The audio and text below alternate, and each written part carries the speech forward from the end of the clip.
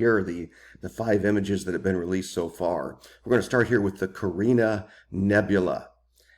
This is a star-forming region. It's about 7,600 light years away from Earth, so it's within our own Milky Way galaxy. But because of the infrared nature of the light that James Webb is analyzing, we can see through the shrouds of dust and gas. It's the same kind of technology, let's say, that firefighters use when they enter a smoky building to try to see people through the smoke. The body heat given off by people is the same idea. So now, instead of seeing people through the smoke, you can see stars through this dust and gas. Stars that were hidden before, we can now see. So we're going to learn a whole lot about star formation thanks to James Webb.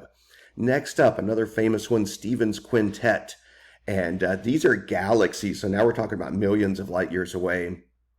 And these are in a sort of gravitational dance, as I think at least 4 of the 5 galaxies swirl around each other. They're eventually going to merge.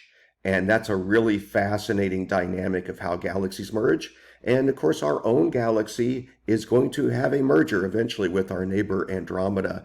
The detail here is just phenomenal. The resolution and everything. I'll point out these stars at the upper right. When you see those little spikes, those are called diffraction spikes, and that means it's a foreground star. In other words, we're looking out, and these stars are kind of getting in the way. They're in our own galaxy. Okay, they're not that distant. Next up, the Southern Ring Nebula. This is called a planetary nebula, not a very good name. It was misnamed by William Herschel back in the 1700s. Has nothing to do with planets, but it's called a planetary nebula, and it's the sort of death shroud of a star, just a typical garden variety star that has sort of run out of its nuclear fuel. And what's left, that center star, that's the core of that star. It's kind of the burned out core. It's a white hot ball of mostly carbon. And then this outer shell, I always think of it like a lampshade being illuminated by this inner light bulb. And that shroud is actually dissipating. It's going outward. And again, the detail is incredible. And by the way, there's a little bit of a line there to the left. You'll see in both pictures, and that's actually a galaxy. That's a distant galaxy that they happen to get in the picture there. It's an edge-on spiral galaxy. Pretty cool stuff. Now, here's one that's not just like a typical picture, obviously. This is a spectrum. This is studying the light that's actually going through the atmosphere of an exoplanet. Now, this is like a Jupiter-sized gas giant planet, but imagine Jupiter right up next to our sun, closer than Mercury is to our sun. That's the kind of, it's called a hot Jupiter sometimes. And that's what they're analyzing here as light from that star goes through the atmosphere of that exoplanet, and you get the telltale signs. You see these bumps here, these little hills.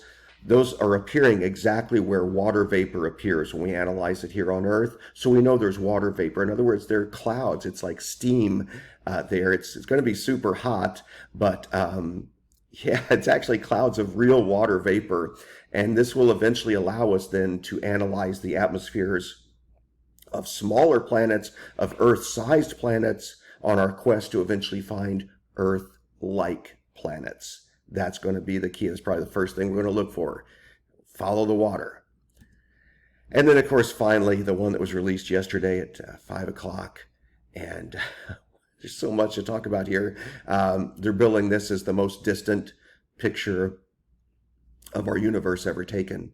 And every single dot, except for the ones with the diffraction spikes, those are nearby stars, except for those handful, every other dot on here is a galaxy with, tens, hundreds of billions of stars, trillions of stars, every single dot.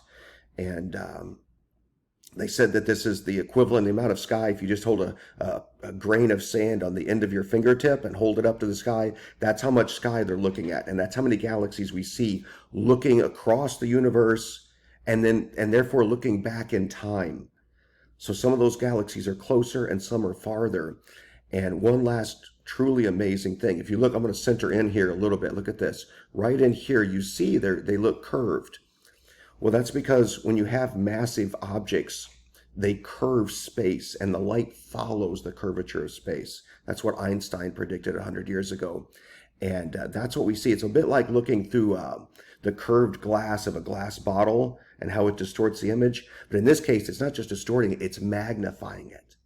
Just like curved glass, you can use it to magnify.